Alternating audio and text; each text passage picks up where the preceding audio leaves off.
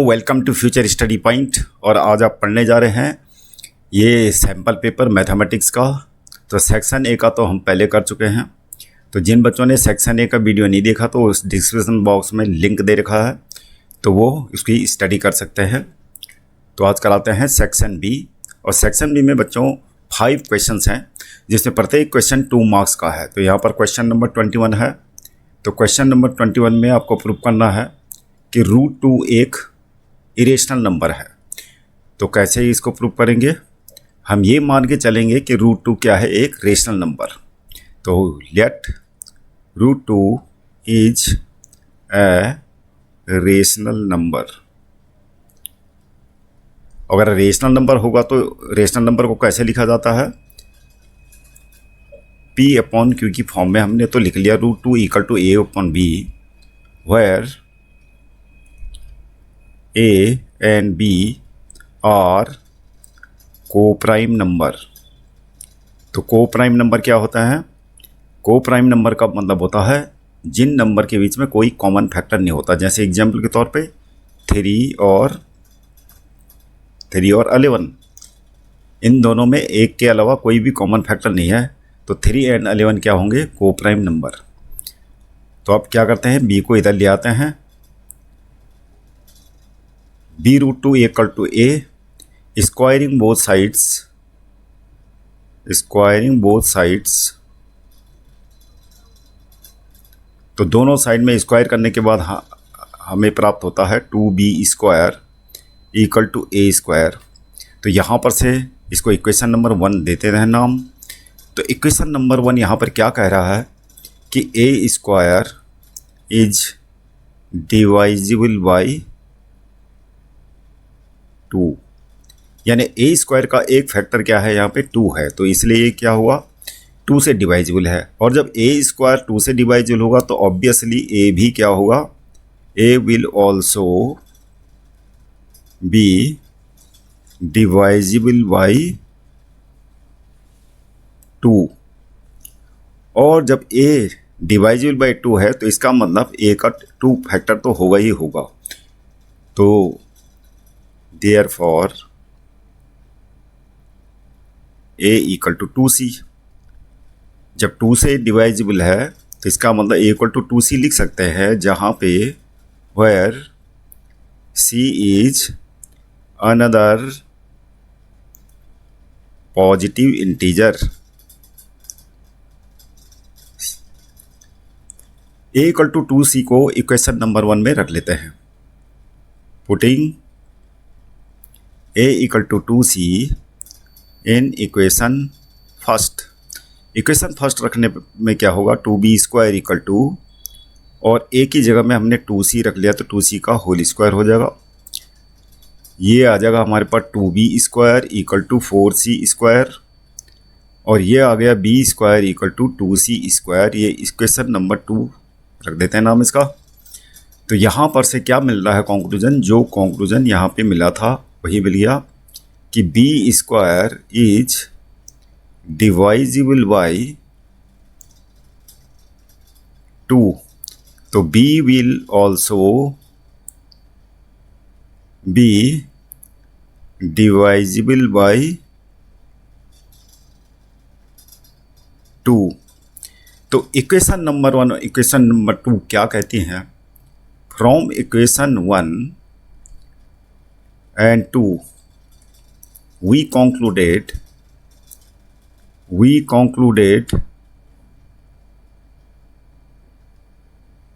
that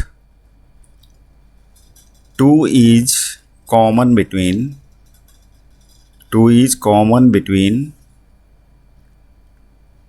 A and B। और जब A and B में 2 कॉमन है तो A और B क्या को-प्राइम नंबर नहीं हो सकते। सो A and B can't be co-prime. तो हम तो यही मान के चले थे कि ये दोनों को-प्राइम है, जबकि क्या मिल गया हमें कि को-प्राइम नहीं है। तो इसका मतलब क्या होगा, therefore what we have supposed what we have suppose that is wrong. तो हमने क्या सपोज करा था कि रूट टू क्या है, एक रेशनल नंबर है, तो वो रॉन्ग हो गया। Have suppose that is wrong. Show root two is an irrational number. अब जब रेशनल नहीं है तो क्या होगा, इरेशनल नंबर होगा। तो ये हमारा प्रूफ हो गया। अब करते हैं अगला question. Question number 22, A B C D is a parallelogram, points B divides A B. तो पॉइंट भी यहाँ पे है, ये ए बी को डिवाइड कर रहा है कौन से रेशियो में, 2:3। और यहाँ पर क्यू डिवाइड्स करता है डी सी को 4:1 में। अब हमें प्रूफ करना है, proof that O C is half of the O A. तो ओ सी कहाँ है, ओ सी ये है और ओ ए ये है। तो हम पहले तो यहाँ पर से शुरुआत करते हैं इसकी। गिवन में हमें क्या दे रखा है, गिवन में दे रखा हमें कि A B C D is a parallelogram, ये पैरेललोग्राम है। और दूसरा क्या दे रखा हमें, रेशियो दे रखा, हमें दे रखा है A P upon B P, A P upon B P equal to 2:3 ये दे रखा है। और क्या दे रखा है, D Q upon C Q equal to दे रखा है 1/4। आप करते हैं टू प्रूफ। हमें प्रूफ क्या करना है, हमें प्रूफ करना है कि O C is half of O A.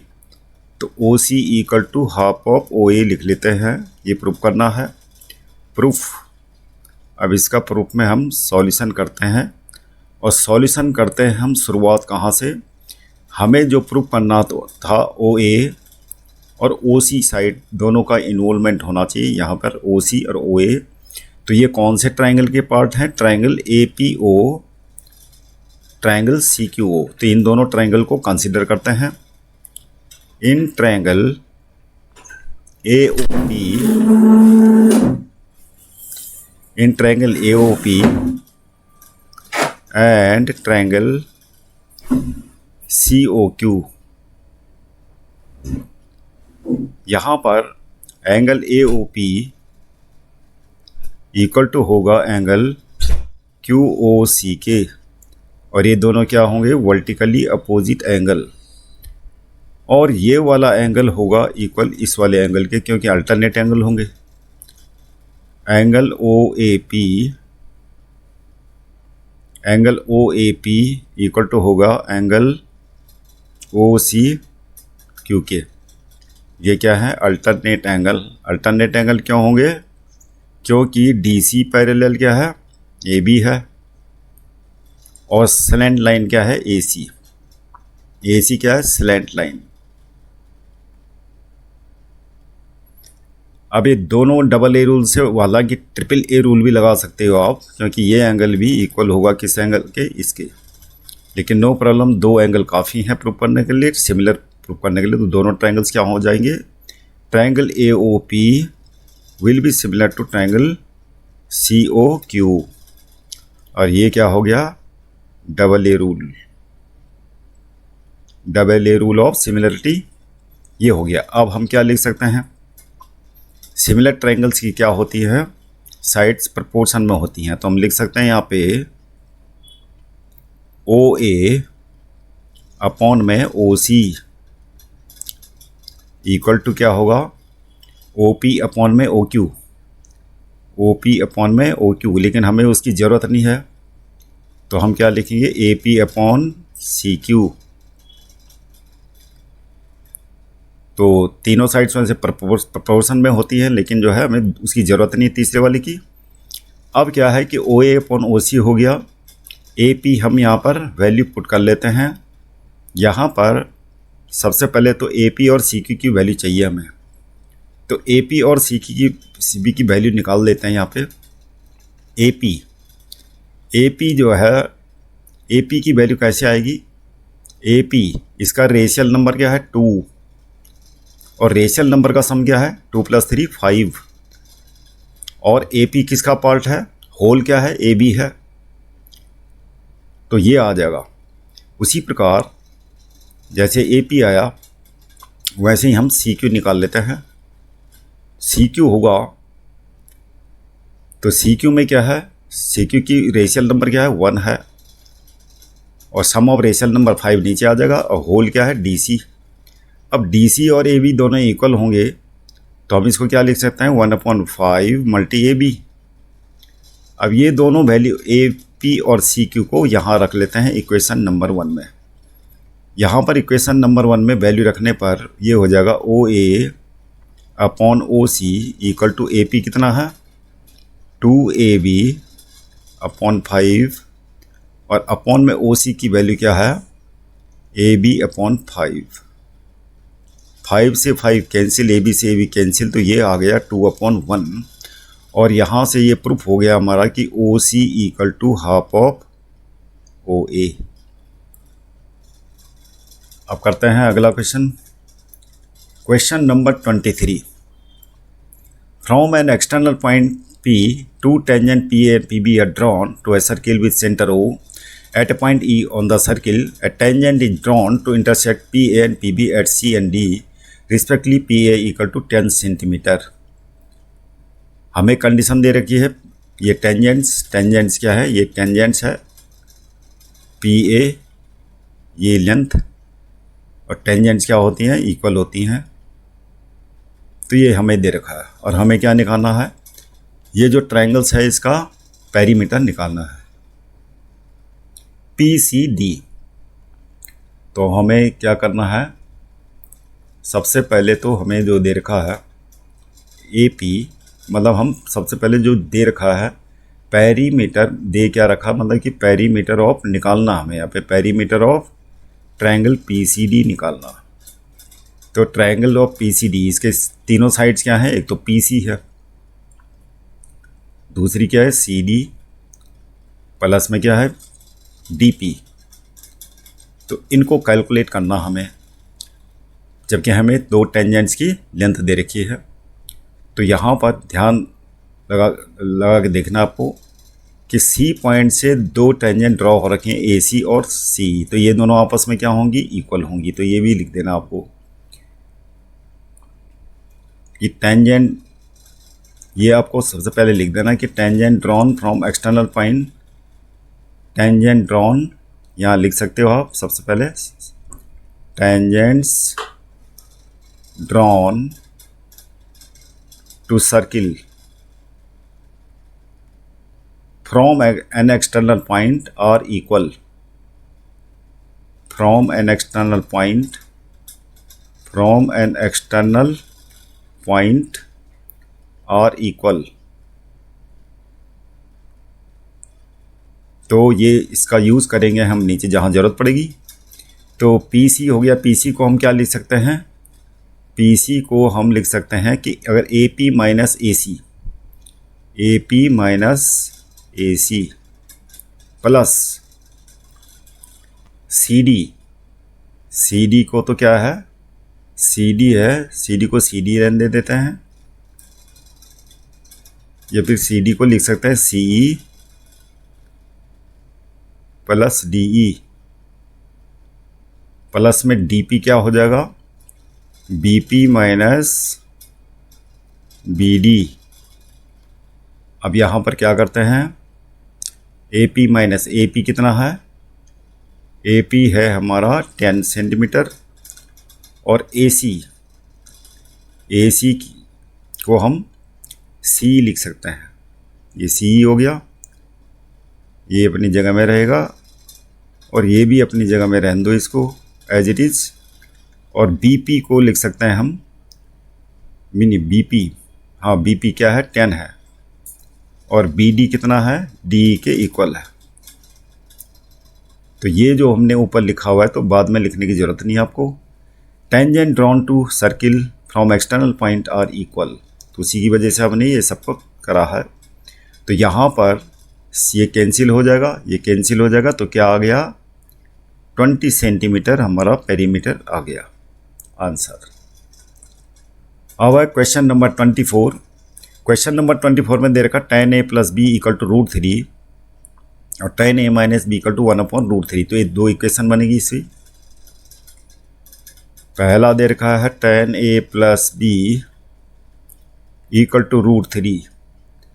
तो √3 tan में किसकी वैल्यू होती है? tan 60 की। तो ये हो जाएगा tan a प्लस बी। तो यहाँ पर a प्लस बी किसके इक्वल होगा? 60 डिग्री के। तो ये इक्वेशन नंबर 1 हो गई। दूसरी चीज़ दे रखी है हमें, ये इसको भी लिख लेते हैं, tan a minus B equal to 1/√3। तो 1/√3 किसकी वैल्यू होती है? tan 30। तो ये हो जाएगा tan a माइनस बी। तो a minus B equal to 30 equation number 2 हो गई। और फ्रॉम इक्वेशन 1 एंड 2 एक बार अगर ऐड करेंगे तो क्या हो जाएगा? a इक्वल टू हमारा आ जाएगा 45 डिग्री और b इक्वल टू आ जाएगा हमारा कितना? 15 डिग्री। तो ये आंसर आ गया हमारा। हमारे पास क्वेश्चन 24 का चॉइस का क्वेश्चन। तो यहाँ पर हमें x की वैल्यू निकालनी है और इक्वेशन दे रखी है। तो यहाँ पर जो वैल्यू हमें पता है, cosec 30 की वैल्यू क्या होती है? 2, इसका स्क्वायर हो जाएगा प्लस x।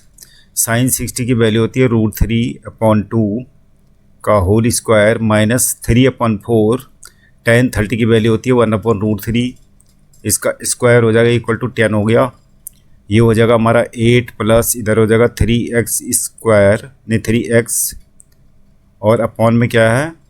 4 हो जाएगा माइनस 3 अपॉन ये हो जाएगा √3 का स्क्वायर 3, 4 3 जा 12 इक्वल टू 10।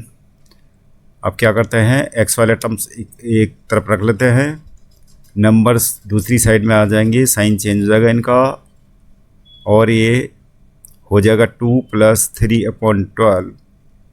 एलसीएम ले लेते हैं 12, यहाँ पे हो जाएगा 24 प्लस 3, ये हो गया 3x/4, और 4 से 12 को काट देते हैं 3 टाइम्स, यहाँ पे बचेगा x इक्वल टू 27/3, यानी हो गया x equal to 9 is the answer. Question number 25। With vertices a b and c of triangle ABC as centers, arcs are drawn or with radii 14 centimetre. तो बोलने का मतलब क्या है कि हमारे में दे रखा है कोई राइट ट्रायंगल, वो राइट ट्रायंगल नहीं, कोई ट्रायंगल दे रखा है, और ए बी सी इसके वर्टिसेस मान लेते हैं। तो ए से ड्रॉन किया गया है एक आर्क और इसकी रेडियस क्या है? 14 सेंटीमीटर, और बी से भी एक आर्क ड्रॉन किया गया है और इसका भी रेडियस 14 सेंटीमीटर है। एक आर्क यहाँ से भी ड्रॉन किया गया है सी से, और इसकी रेडियस भी 14 है। और हमें क्या निकालना है? हमें निकालना है the 3 portion of the triangle so obtained are removed. अब ये जो पोर्शन है ये हटाया गया, ये रिमूव कर दिया। तो इस रिमूव किए गए हिस्से का हमें एरिया निकालना है, यानी जो सेक्टर्स बने हैं ये, इनके तीनों का एरिया निकालना। तो कैसे करके निकालेंगे हम? इसमें प्रॉपर्टीज़ का इस्तेमाल करेंगे हम ट्रायंगल्स की। तो ट्रायंगल्स की प्रॉपर्टीज़ का इस्तेमाल करेंगे तो क्या होगा? दूसरा, सेक्टर का एरिया क्या होता है वो हमें पता होना चाहिए। तो सेक्टर का एरिया होता है एरिया ऑफ सेक्टर, यानी कोई सर्किल है उसके सेक्टर का एरिया क्या होता है? θ/360 मल्टी पाई आर स्क्वायर। अब यहाँ पर 3 सेक्टर दे रखे हैं, तो इन सेक्टर्स में तीनों की रेडियस दे रखी 14। तो तीनों का एरिया ऑफ ऑल 3 सेक्टर, जो 3 सेक्टर हैं तीनों का एरिया क्या हो जाएगा? तीनों का एंगल क्या होगा? अलग अलग होगा। मान लिया सपोज करो कि ये एंगल θ1 है, ये θ2 है और ये θ3। तो θ1/360 मल्टी पाई आर स्क्वायर, तो रेडियस तो सबकी इक्वल है तो इसको पाई आर स्क्वायर ही रहने देते हैं, प्लस में θ2 हो जाएगा 360 मल्टी पाई आर स्क्वायर, क्योंकि आर सबका सेम है। θ3/360 मल्टी पाई आर स्क्वायर। अब यहाँ पर कॉमन रख लेते हैं पाई आर स्क्वायर अपॉन 360 और अंदर बचेगा हमारा θ1 प्लस θ2 प्लस θ3। अब देखो ट्रायंगल्स के तीनों एंगल का सम क्या होता है, ये वैल्यू बाद में पुट कर लेंगे। तीनों एंगल का सम क्या होता है 180, θ1 प्लस θ2 प्लस θ3 क्या हो जाएगा 180 और ये कट गया 2। तो इस प्रकार से पाई की वैल्यू क्या होती है 22/7 और आर की वैल्यू दे रखी है 14 × 14 हो जाएगा, 14 स्क्वायर है, अपॉन में 2 7 जा ये हो गया, 7 से 7 कट गया। अब हमारा ये क्या हो जाएगा 14 दूनी 28 का 8 हासिल 8, 14 दूनी 28 और 8 36, 14 दूनी 28 का 8 हासिल 2, 14 दूनी 28 और 2 30 होता है। तो ये हमारा जो है आ गया एरिया ऑफ ट्रायंगल्स, इतना सेंटीमीटर स्क्वायर होगा। अब करते हैं अगला क्वेश्चन नंबर, ये चॉइस का है, क्वेश्चन नंबर 25 ही है ये। 25 और 25 पर 2 क्वेश्चन दे रखे हैं, मतलब दोनों के बीच में चॉइस है। Find the area of unshaded region shown in the given figure. तो ये अनशेड फिगर में जो अनशेडेड एरिया दिख रहा है इसका एरिया निकालना है। तो हमें यहाँ पर जो कुछ लाइन सेगमेंट दे रखे हैं 3 सेंटीमीटर 3 सेंटीमीटर, तो यहाँ पर ये पूरी लेंथ कितनी दे रखी है 14 सेंटीमीटर दे रखी है। अब क्या होगा, ये वाला जो लाइन ड्रॉ करेंगे हम, ये हो जाएगी 14 माइनस, ये 14 माइनस क्या हो जाएगा 14 माइनस 6 इक्वल टू 8 सेंटीमीटर। तो 8 सेंटीमीटर यहाँ से यहाँ तक की लेंथ है ये। इस लेंथ को मान लेते हैं ए बी। तो यहाँ पर ए बी इक्वल टू कितना है, ए बी इक्वल टू हो जाएगा 14 माइनस 3 प्लस 3 यानी कितना 8 सेंटीमीटर। अब ये क्या है ए बी में क्या क्या शामिल है, ये जो सेमी सर्किल है इसकी रेडियस आर है, और क्या है दूसरा सेमी सर्किल इसकी रेडियस आर है, और ये जो सेमी सर्किल का डायमीटर है ये भी यहाँ पे शामिल है। तो हम क्या लिख सकते हैं r + 2r + r equal to 8। इस प्रकार से 4r इक्वल टू क्या आ जाएगा 8 आ जाएगा। r इक्वल टू कितना आ गया 2 सेंटीमीटर्स। अब r इक्वल टू 2 सेंटीमीटर आ गया तो हम इसका एरिया निकाल सकते हैं। अब बीच में क्या बन रहा है ये बन रहा है कि स्क्वायर, बीच में स्क्वायर बन रहा है।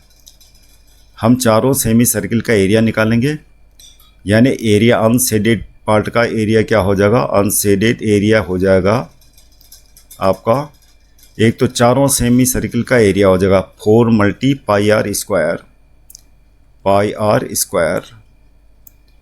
तो 4 सेमी सर्किल हैं इसलिए 4 × पाई आर स्क्वायर सेमी सर्किल है, तो ये डिवाइडेड बाई 2 हो गया।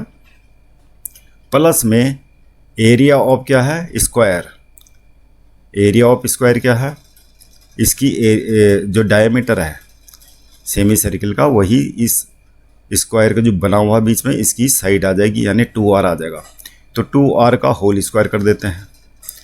अब यहाँ पर क्या है r की वैल्यू रख लेते हैं 2 और पाई भी रख लेते हैं 22/7 × 2 × 2 प्लस ये हो जाएगा 4 × r स्क्वायर यानी 2 × 2। तो कैलकुलेट कर लेते हैं इसको, 2 से 2 कैंसिल। और यहाँ पर क्या हो गया 22 दूनी 44। तो यहाँ पर कैलकुलेट कर लेते हैं, 4 को या तो कॉमन रख लेते हैं या फिर कैलकुलेट कर लेते हैं स्ट्रेट वे सीधे। 4 दूनी 8 दूनी 16 का 86 1 8 दूनी 16 1 17, 176/7 इधर आ गया। और प्लस में ये हो जाएगा 4 दूनी 8 दूनी 16, एलसीएम ले लेते हैं 176 + 112। तो ये आ गया हमारा area of unshaded reason 6 2 8 7 1 8 1 1 2 288/7 centimetre square. ये अनशेडेड रीजन का एरिया आ गया। तो बच्चों सेक्शन सी देखने के लिए आपको चैनल को सब्सक्राइब करना पड़ेगा, क्योंकि तभी आपके पास नोटिफिकेशन आ पाएगा। तो thank you very much for seeing the video.